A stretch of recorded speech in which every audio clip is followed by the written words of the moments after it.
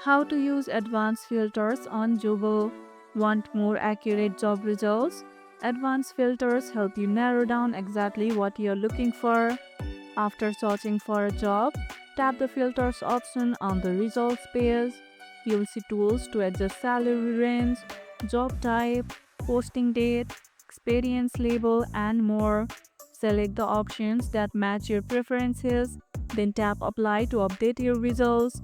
Your feed instantly becomes more focused, showing only jobs that fit your criteria. Use the posting date filter to avoid old or expired listings and focus only on fresh opportunities. What filters do you use most often when searching? Tell us about it in the comments below. And that's how you can use advanced filters on Jooble. And if this video helped, hit the like button, share it, subscribe, and leave a comment. Thanks for watching, and I'll see you in the next one.